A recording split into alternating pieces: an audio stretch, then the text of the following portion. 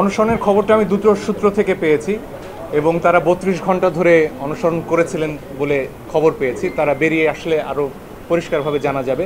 এবং আমার আসলে আমাদের জাতীয় কবি কাজী নজরুল ইসলামের কথা মনে পড়েছে।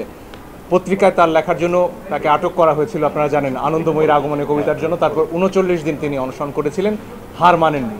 আমাদের সন্তানরাও হার মানবে না। এবং এই ৬ জন কিন্তু শেষ নয়, এর বাইরেও আরও অনেককে আটক করা হয়েছে। অনেক জায়গা থেকে নারীদের আটক করা হয়েছে কোনো নারী পুলিশের উপস্থিতি ছাড়া, সে অভিযোগ আমরা পেয়েছি।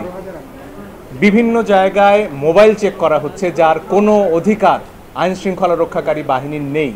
এইগুলো অবিলম্বে বন্ধ করতে হবে। আজকে আমার স্ত্রী আমার পাশে রয়েছেন, তিনি একটু আগে ঢাকা বিশ্ববিদ্যালয়ে যাওয়ার চেষ্টা করছিলেন। আমার শাশুড়ি, তার বয়স ৬৯ বছর, তারা ঢুকতে পারছিলেন না। এই ৩ জন মহিলার ভয়ে আমাদের দেশের পুলিশ তটস্থ হয়ে রয়েছে। তারা বিশ্ববিদ্যালয়ে ঢুকলে নাকি খুব বড় সমস্যা হয়ে যাবে। এই বাধা কেন?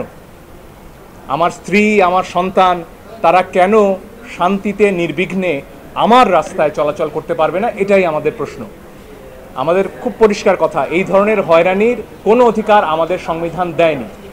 মোবাইল চেক করা যাবে না, বিনা কারণে কাউকে তুলে নেওয়া যাবে না, নারী পুলিশের উপস্থিতি ছাড়া নারীদের ধরে নেওয়া যাবে না। এগুলো অবিলম্বে বন্ধ করতে হবে। এটা যদি বেঞ্চ হয় তখন আমরা জানতে পারবো, এর আগে তো বলা যাবে না।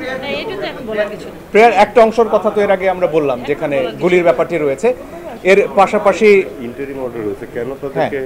সেই সবগুলো বিষয়ে আসতে পারবে। এবং এই 6 দিন কি হিসেবে তাদের রাখা হলো সেটাও নিশ্চয়ই সরকার বলবে আমাদের, যে তারা স্বেচ্ছায় ছিলেন কিনা, কেন তাদের অনশন করতে হলো, এই বিষয়গুলো তো তাদের বলতে হবে, জবাব দিতে হবে। ছেড়ে দিলেই তো আইনি প্রশ্নের শেষ হয়ে যাচ্ছে।